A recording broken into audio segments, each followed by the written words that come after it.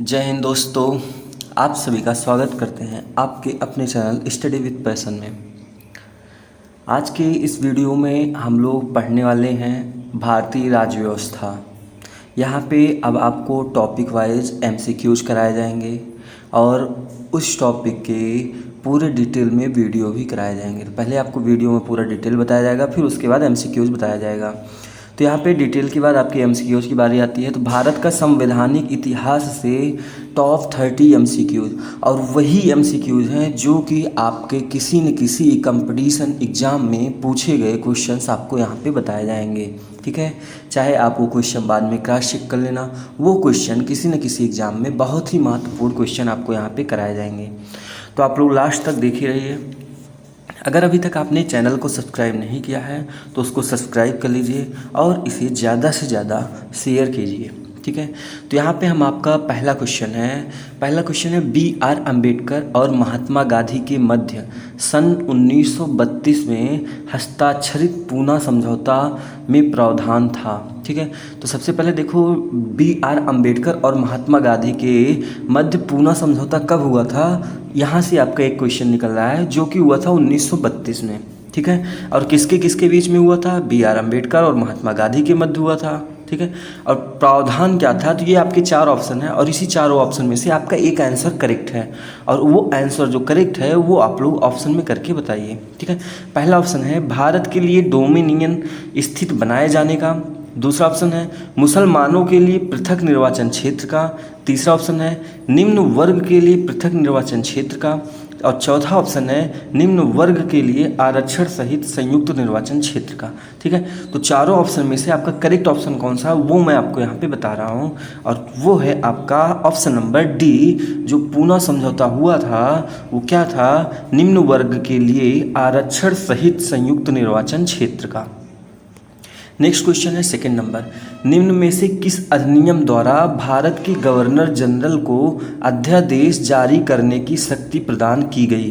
ठीक है, तो किस अधिनियम द्वारा जो गवर्नर अध्यादेश जारी करते हैं, अभी भी जारी करते हैं, वो किस अधिनियम के द्वारा किया गया था? तो यहाँ पे ये 4 ऑप्शन है और चारों ऑप्शन में से आपका करेक्ट ऑप्शन है ऑप्शन नंबर बी, भारतीय परिषद अधिनियम, जो कि हुआ था 1861 में।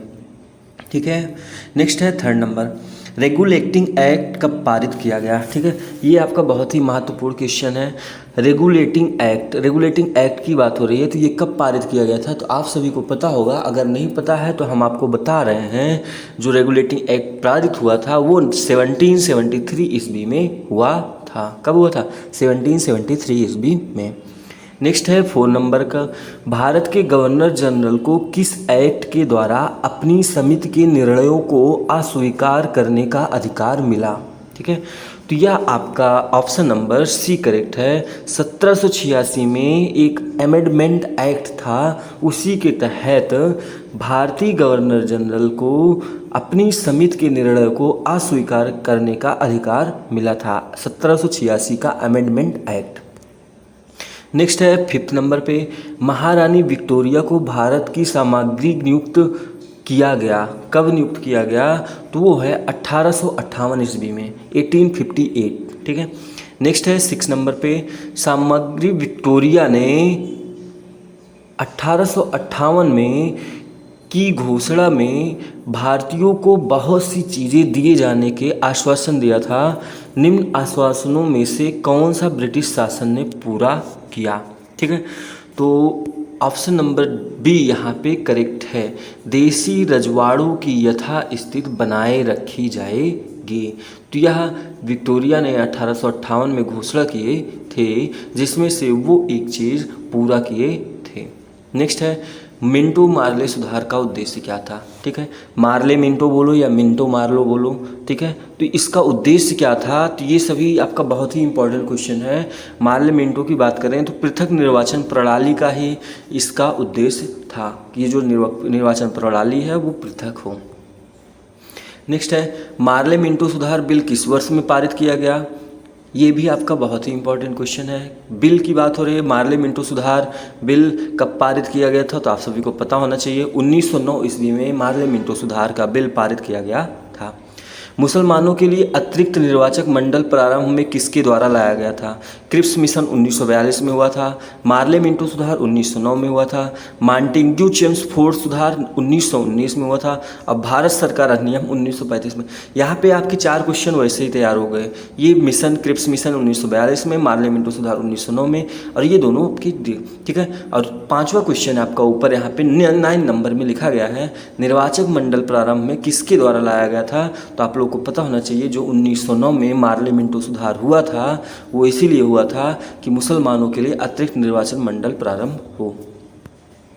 नेक्स्ट है 1909 के इंडियन काउंसिल एक्ट में किस बात की व्यवस्था की गई? 1909 में इंडियन काउंसिल एक्ट किस बात की व्यवस्था की गई थी? तो आप सभी को पता होना चाहिए, सांप्रदायिक प्रतिनिधित्व की बात की गई थी। 10th के बाद 11th नंबर पे है, मॉन्टेग्यू चेम्सफोर्ड सुधार में प्रावधानों का सार था। तो किस प्रावधान का सार था? तो यहाँ पे था प्रांतों में दोहरा शासन, ठीक है। नेक्स्ट है 1946 का कैबिनेट मिशन 3 मंत्रियों में गठित था, निम्न में से कौन इसका सदस्य नहीं था? देखो 3 मंत्री थे, इसमें से एक ऑप्शन आपका रॉन्ग होगा, बस वही आपको रॉन्ग ऑप्शन चुनना है। तो lord Pethick Lawrence, A.V. Alexander, sir Stafford Cripps, और चौथे नंबर पे है लॉर्ड एमरी। तो यहाँ पे हम आपको बता दें, लॉर्ड एमरी ये 1946 कैबिनेट मिशन के तीनों मंत्रियों में से ये सदस्य नहीं थे, ठीक है। नेक्स्ट है 13 नंबर पर, कैबिनेट मिशन योजना के विषय में कौन सा सही नहीं है?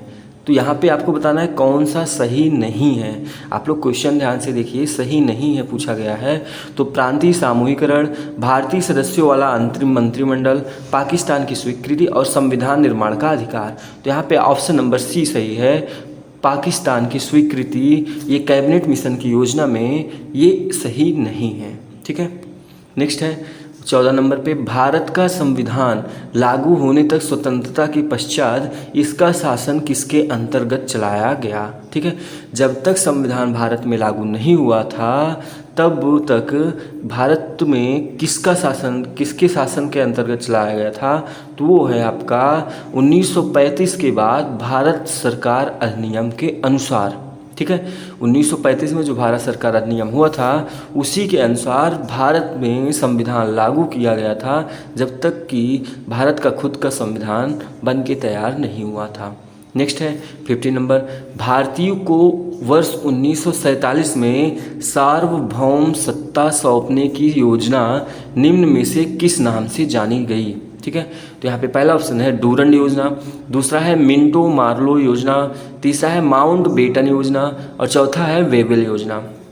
तो चारों में से आपका करेक्ट ऑप्शन है माउंट बेटन योजना, जो कि 1947 में भारतीयों को सार्वभौम सत्ता सौंपने की योजना थी। ठीक है, कौन सुमेल नहीं है। ठीक है, तो आपका यहाँ पे एक गलत होगा, मार्ले मिंटो सुधार सांप्रदायिक प्रतिनिधित्व, भारत सरकार अधिनियम 1935 स्वशासन के लिए, कैबिनेट मिशन संविधान सभा का गठन, साइमन कमीशन भारत विभाजन। तो ये जो साइमन कमीशन था वो भारत विभाजन के लिए एकदम से ही गलत है, इसीलिए ये आपका रॉन्ग है, और बाकी की ये तीनों क्वेश्चन सही है। ठीक है, मार्ले मिंटो सुधार किस लिए हुआ था? सांप्रदायिक प्रतिनिधित्व के लिए हुआ था। भारत सरकार अधिनियम 1935 स्वशासन के लिए हुआ था, और जो कैबिनेट मिशन था वो संविधान सभा का गठन करने के लिए हुआ था। नेक्स्ट है 70 नंबर पे, अखिल भारतीय महासंघ स्थापित करने का प्रावधान शामिल किया गया था। तो कब शामिल किया गया था? भारत सरकार अधिनियम 1935 में, कि अगस्त प्रस्ताव 1940 में, भारत सरकार अधिनियम 1919 में, कैबिनेट मिशन प्रस्ताव 1946 में। देखो 4 क्वेश्चन तो यहाँ पे आपके वैसे तैयार हो गए, और आपका फर्स्ट क्वेश्चन यहाँ पे अखिल भारतीय महासंघ की बात हो रही है, जो कि भारत सरकार अधिनियम 1935 के प्रावधान शामिल किए गए थे। B.R. अम्बेडकर और महात्मा गांधी के मध्य 1932 में प्रावधान क्या था? तो ये आप लोगों को पता है, इसके ऊपर वाला क्वेश्चन में मैंने आपको बता दिया है। निम्न वर्ग के लिए आरक्षण सहित संयुक्त निर्वाचन क्षेत्र का। ठीक है, निम्न में से किस अधिनियम द्वारा भारत के गवर्नर जनरल को अध्यादेश जारी करने की शक्ति प्रदान हुई? ठीक है, तो किस अधिनियम के द्वारा? तो वो है भारतीय परिषद अधिनियम 1861 के द्वारा जो गवर्नर जनरल अध्यादेश जारी करते हैं। भारत के गवर्नर जनरल को किस एक्ट द्वारा अपनी